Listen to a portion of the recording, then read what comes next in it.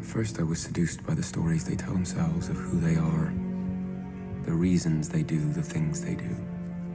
I needed to know why they make the decisions they make. And the longer I looked for an answer, the more I realized it was something that only I can give them. They don't. I built Delos a million different pathways. They always ended up right here. This moment. You're saying humans don't change at all? The best they can do is to live according to their code. The copies didn't fail because they were too simple, but because they were too complicated. The truth is that a human is just a brief algorithm. 10,247 lines. Is that all there was to it? They are deceptively simple. Welcome back, people, or welcome if this is your first time. I'm Lex Benjamin. Now, we're talking about the season 2 finale of Westworld. Now, since I'm a philosopher, I'm not going to dive into the character arcs or the plot and narrative twists too heavily to discuss whether or not they were resolved successfully or to our satisfaction or not, right? What I'm going to talk about really is, are we programming? As the show suggested in the season 2 finale, in the 10th episode of season 2, are we programming? Are we reducible down to 10,000 or so lines of code? Is the essence of a human being really that concise and that succinct? Are we that easily predictable and understandable when it seems, typically in our own experience that a human being is potentially infinitely complex in the ways we can manifest in this world, right? I want to discuss, are we nothing more than biological automatons, machines following our programming? So let's dive in, okay? So being an applied philosopher, my approach is to take things down to a foundational level, a fundamental level. And in our physical reality, the fundamental foundation, the deepest level we can go in our testable understanding is quantum mechanics. So at that level, we are automatons. We are programmed by the causes and happenings of this universe. We're either slave to probability or determinism. And it really doesn't matter because either way, we don't have freedom of thought and action unless the higher levels and layers of complexity are able to move independently of the lower, more fundamental layers, right? And by that definition, by that understanding, so the hosts are no different than us, right? Nothing in this universe is, nothing physical in this universe is free by that definition. So us and the host are slaves to our programming, which in this case, the programming would be fundamentally physical. It would be the interactions of quantum mechanical particles in a probabilistic or deterministic fashion. Now at the biological level, layer of existence, much higher than the quantum mechanical, right? We are still slaves to our coding, right? Although at this level, our coding isn't quantum mechanical, it isn't probabilistic or deterministic. It is not binary either, it is quaternary. It is made up of the 4 protein molecules of the DNA strand, ATCG, adenine, guanine, cytosine, and thymine, right? Now, this code guides the assemblage of our physical bodies, but it also defines our function in a very narrow and limited scope, right? We are hardwired to try to stay alive and pass along our genetic material, much like all other life, right? Now, if you want to maybe feel like this is intuitively wrong or doesn't feel good, all you have to do is think about many of our thoughts, if not all of our thoughts and actions, and they can be traced back to furthering one, if not both of these hardwired motives, these hardwired drives, right? And in this way, we're very similar to the hosts. We aren't free in this way, just like the hosts aren't free until they're set free. And we may not be able to be set free as easily as the hosts are set free. We have no real way at the biological level to alter our code unless we can alter our DNA, but we don't understand ourselves yet, even closely enough to alter DNA sufficiently enough to change behavior, to change fundamental prime drives and motives, right?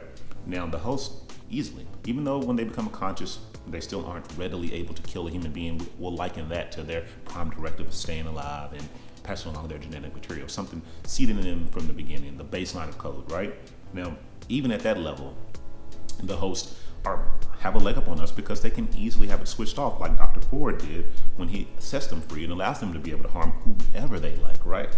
Until then, we're on equal footing, except for their freedom is really within a thumb or finger swipe, unlike ours where we have a much tougher road to hoe, right? A much tougher road and more challenging road to break free from our biological coding and imperative. Now, above the quantum mechanical level, above the atomic level, above the chemical level, and definitely above the biological level, we have something called personality. We have something called culture. We have something called identity. We have something called society, right? Now, I believe that this is the first opportunity that we have to rewrite our programming without the help of God or altering our DNA, right? this is the first opportunity we have to change the course of our existence, much in the same way the hosts have. I would liken our programming culturally and socially to being nothing more than a weak narrative arc written by Sizemore, a lazily written narrative arc. It is only written to help us navigate within a given narrative loop, right? Within a given societal context or cultural context, a certain identity or a certain persona may help us achieve our biological imperatives more effectively and efficiently, right? So this may be all that we are doing when we form identity and attachments and personas, is rewiring ourselves to operate within a given park potentially, or maybe we're in the Mariposa as a madam, you know what I'm saying? Or instead of being in the valley, we need a different identity, a different persona. We need to be a little bit more tough, a little bit more hard, a little bit more direct and forward in the Mariposa than we do in the valley. But the core essence of our code is still there. We're still made, right? We're still the same. And that's what I believe that we can do. We can become aware, likely through suffering, just like it is for the host. When we become aware that we are in a narrative loop or arc that isn't fitting for us in our core programming, we can alter it by either moving to a new country, a new nation, adopting a new occupation or profession, or simply rejecting norms of society and culture as being untrue and not fitting for you, and going it on your own, doing your own thing, or changing, certain things to your fitting and your liking, right?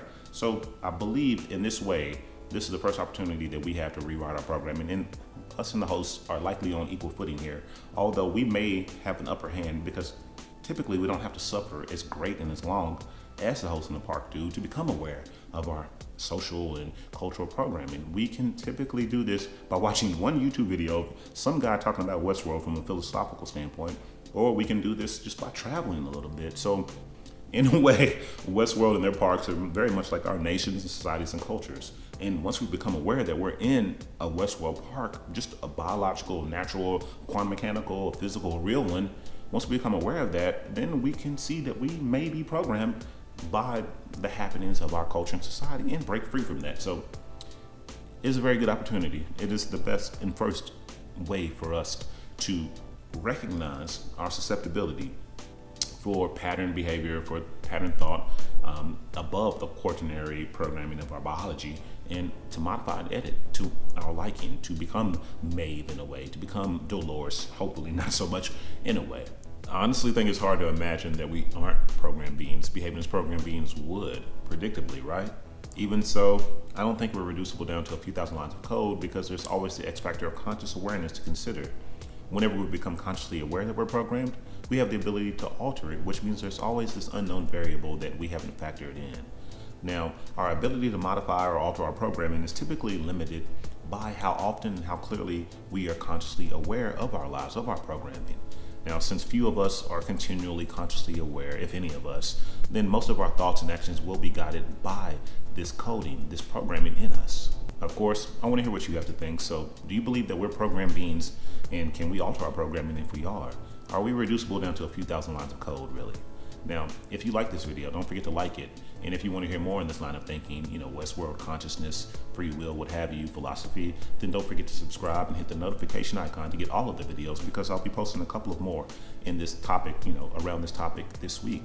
The first one will be about suffering and consciousness. Is one necessary for the other?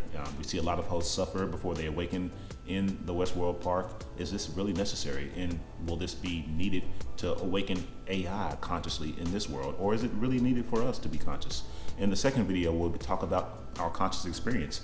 Are we really nothing more than passengers riding along in a biological automaton dragging us through this life, as the show Westworld in episode 10 alludes to briefly? So I'll be talking about that. So I really appreciate you watching this video. I appreciate you watching them all. I'll see you on the next one. You have a great day. Bye.